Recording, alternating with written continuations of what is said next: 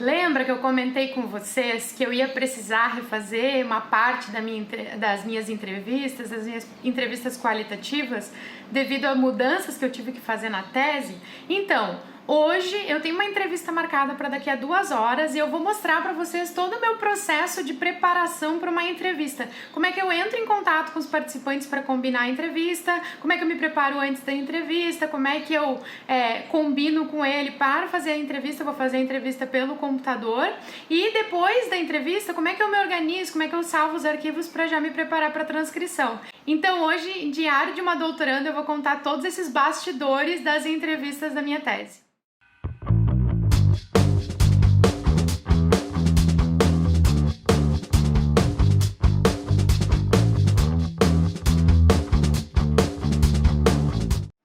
Olá, acadêmico! Olá, acadêmica! Daqui a mais ou menos 2 horas eu tenho uma entrevista marcada com um dos meus participantes. Eu expliquei para vocês em alguns vídeos passados que eu precisei fazer algumas mudanças no meu planejamento da tese. Eu já estava indo para a fase quantitativa e aí a gente teve que fazer uma pausa e coletar mais alguns dados qualitativos com alguns participantes. Então, esse mês de novembro que acabou de passar foi bem corrido, eu não consegui dar conta de adiantar essa parte, então agora no mês de dezembro já comecei a adiantar essa parte para não perder meu prazo. Se você não viu esse vídeo, eu vou deixar o cardzinho aqui em cima. Mas agora, eu já tô com uma entrevista marcada, vai acontecer daqui mais ou menos 2 horas, e aí eu vou mostrar para vocês os bastidores. Eu preciso organizar o meu roteiro de entrevistas, eu preciso mandar para o participante o termo de consentimento e o link, porque a entrevista vai ser pela internet, e aí então eu vou mostrar todo esse passo a passo para vocês, de como eu me organizo antes, durante e depois de uma entrevista. Mas para tudo, se você é novo aqui no canal, já aproveita, já clica aqui embaixo, já se inscreve e já marca a sinetinha para receber notificações de quando a gente está ao vivo ou de quando tem vídeo novo no canal. E claro, lá no final, se você gostar do vídeo, já deixa o seu like. A primeira coisa que eu costumo fazer, claro, é entrar em contato com os participantes, porque sem participantes não tem entrevista. Então, ontem eu entrei nas redes sociais, no Instagram, e comecei a procurar pessoas que provavelmente estariam dentro do perfil que eu estou buscando. Nessa fase da pesquisa, eu preciso entrevistar estudantes de uma universidade específica.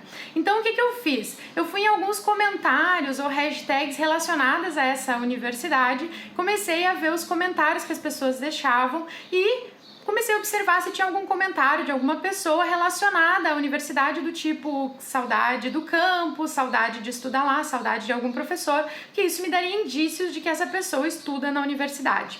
Então ali eu peguei algumas pessoas, que eu via que provavelmente estudavam na universidade e mandei uma mensagem por direct pelo meu Instagram particular dizendo: olá, tudo bem?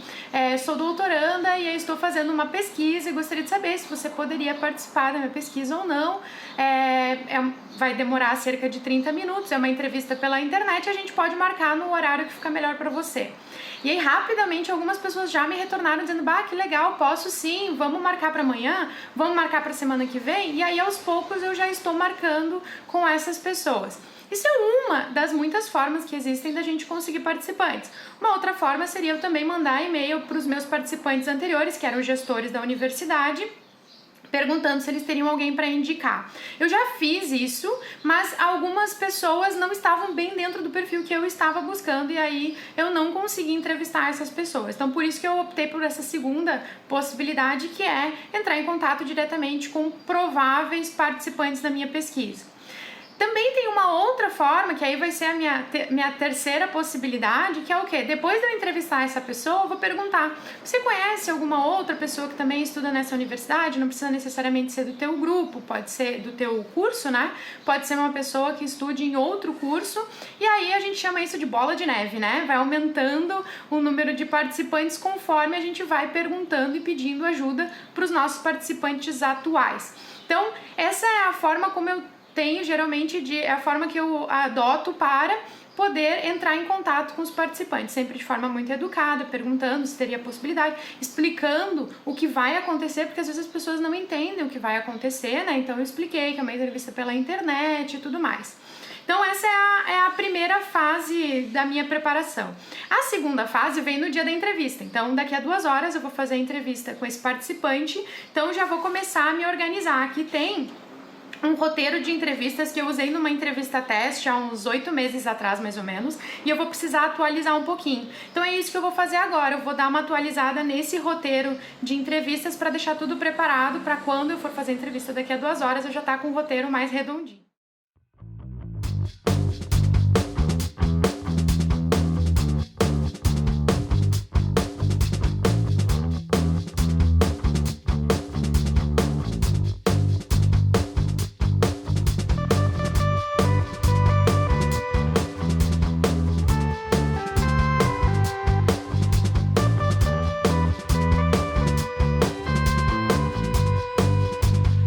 Finalizado o roteiro, então, já até imprimir, eu tenho o costume de deixar impresso, porque computador a gente nunca sabe, né? E também, como é uma entrevista pela internet, às vezes acontece da gente estar mexendo o olho, olhando para a tela, até para ler as perguntas, e isso pode deixar alguns participantes desconfortáveis com a impressão de que você está fazendo alguma outra coisa enquanto está conversando com eles ou não está prestando atenção no que eles realmente estão falando. Então eu costumo ou escrever à mão as perguntas e ter um papelzinho do meu lado, ou imprimir o roteiro, porque eu tenho ali a linha de condução das perguntas que eu tenho que fazer, vou fazendo anotações, mas não dá aquela sensação de que a gente está mexendo o olho enquanto olha para a tela, porque alguns participantes podem se sentir desconfortáveis com isso. Feito isso, então, já tô com o roteiro pronto, então, aqui do meu ladinho. Agora, o que eu vou fazer? Falta mais ou menos 1h30, 1 hora para entrevista.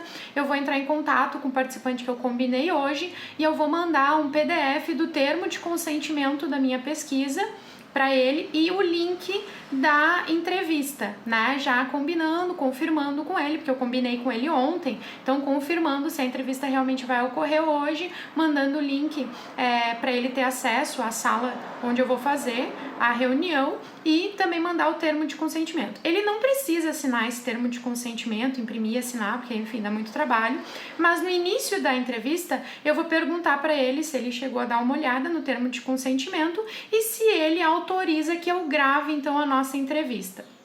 É uma forma dele ter conhecimento com relação ao termo, né, porque é um direito dele como participante, e em segundo lugar, quando ele falar que aceita, eu já vou estar gravando, e aí eu já tenho ali o registro de que a pessoa autorizou a minha gravação. Se ela não autorizar, eu cancelo a gravação, paro ali, e aí eu penso, né, na hora, como conduzir a entrevista. Para falar bem a verdade, eu já fiz 18 ou 19 entrevistas até agora, nunca ocorreu de alguém não autorizar a gravação, até porque não é um assunto delicado. Mas se acontecer, claro, a gente é obrigado a cancelar a gravação e papel e caneta, né? E tem que anotar os principais pontos que a pessoa vai falar. Não dá para transcrever, claro, muito rápido a pessoa fala, mas com certeza ali anotar os principais pontos de acordo com as respostas que a pessoa vai dando pra gente. Como eu falei, não tive nenhum caso até o momento, se eu tiver, claro, eu vou contar pra vocês. E aí, a segunda parte da minha preparação pré-entrevista é verificar os equipamentos, ver se a câmera tá ok, microfone tá ok, já deixei meu fonezinho direitinho carregado, né? Meu fone não tem fio, então precisa estar carregado, porque senão acaba a bateria, eu não vou conseguir ouvir a pessoa. É melhor usar fone de ouvido nesse tipo de transmissão do que áudio do computador, porque pode dar repetição na própria gravação, enfim, ter som externo, então fica melhor a gente usar fonezinho para até se concentrar melhor. E claro, toda a preparação também é como pessoa, né? A gente tem que estar muito bem concentrado na entrevista, dar toda a atenção pro entrevistado, afinal, é uma gentileza que ele tá fazendo, que ela tá fazendo pra nossa pesquisa, né? Não vai ganhar nada com isso, quem tá ganhando é a gente. Então eu sempre tento dar toda a atenção possível, né? Tento ficar num ambiente que não tenha muito barulho ou distrações, pessoas entrando, pessoas saindo, para eu poder me concentrar bem na entrevista e poder dar a minha maior atenção pra pessoa, pra tudo que ela tá falando. Até porque, às vezes, conforme ela vai falando, pode ter algum ponto ou outro interessante que a gente queira explorar um pouquinho mais. Então, isso também é interessante a gente prestar atenção no que a pessoa está falando, até para fazer uma pergunta complementar, né, para tirar alguma dúvida ali na hora e não só depois quando a gente for fazer a transcrição. E pela questão técnica, o microfone, o fone de ouvido tem que estar tudo funcionando direitinho, porque depois eu vou querer transcrever essa transcrição usando um software de transcrição automático. E aí, esse áudio precisa estar com muito boa boa qualidade para a transcrição ficar bem legal. Se eu gravar, por exemplo, com o celular do lado do computador, muito dificilmente eu vou conseguir transcrever depois. Eu tenho que coletar esse áudio direto do computador, exatamente para ver as variações da voz da pessoa, que é a partir disso que a inteligência artificial consegue fazer as transcrições. Então, quanto melhor a qualidade do áudio, melhor vai ser a minha transcrição. Então, o pessoal me pergunta que tipo de software eu costumo usar para fazer esse tipo de entrevista. Eu uso o Zoom. Desde que eu comecei a minha tese, eu comecei a usar o Zoom. Na minha dissertação, eu usava o Skype, só que era muito difícil de converter. Eu nem sei como é que tá agora, porque, pra falar bem a verdade, faz 9 meses que eu tô usando o Zoom. Então, eu não sei dizer como é que tá a tecnologia do Skype agora com relação à conversão de vídeo e de áudio. Mas antes era muito difícil fazer essa conversão. Tinha que mandar usar um software de conversão de áudio, porque, né, ele baixava ali um vídeo, era difícil de baixar. Então, era muito complicada essa parte.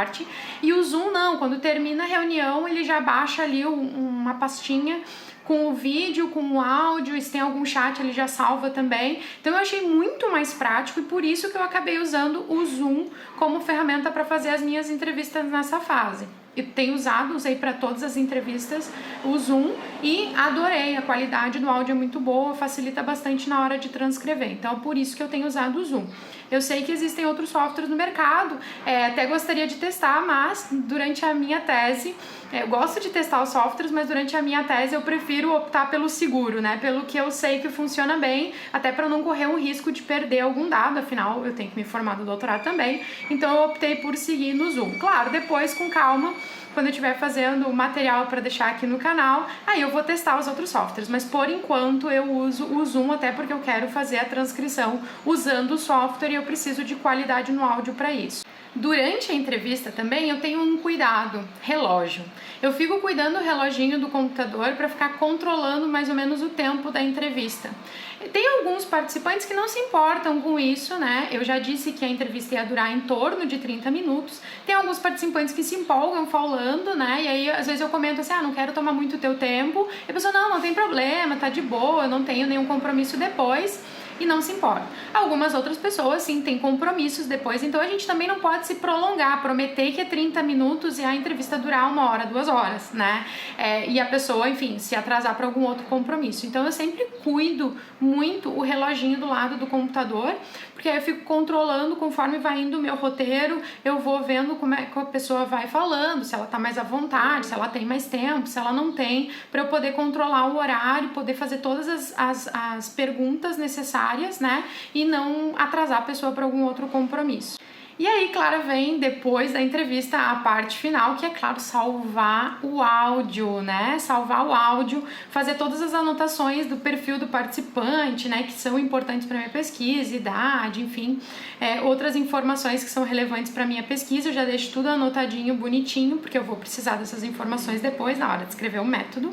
E já salvo o áudio também na hora, já salvo o áudio numa pastinha na nuvem, que é para não ocorrer nenhum problema, vai que, né? Vai que o computador estraga, vai que alguma coisa eu perdi o áudio. Então na hora eu já salvo lá com o nomezinho do participante, tudo direitinho para eu ter certeza que aquele áudio tá salvo e não correr nenhum risco. Então, mais ou menos essa é a minha preparação para as entrevistas, né? Daqui a pouquinho, então, dentro de mais ou menos 1 hora, eu vou entrar ao vivo aqui para conversar com esse meu participante. Por questões éticas, claro, eu não posso mostrar isso para vocês, mas eu queria mostrar um pouquinho do pré, né? Dessa pré-organização aqui da entrevista, de que eu tô me preparando, claro, para fazer essas entrevistas de uma vez, porque o prazo tá ali, né? Tá seguindo, tá correndo o relógio um dia depois do outro, quando a gente vê, já passou o ano, né? Já estamos em dezembro. Então, eu tenho que correr para continuar dentro do meu prazo, daquele meu planejamento que eu tinha me organizado. E como é que tá indo a tua pesquisa? Você sabe, eu adoro saber. Deixa aqui nos comentários pra gente trocar algumas ideias. E claro, dá uma olhadinha aqui embaixo na descrição do vídeo, que a gente sempre deixa links de materiais que a gente deixa disponível lá no nosso site, ou claro, acessa nossas redes sociais. E a gente se encontra então num próximo vídeo.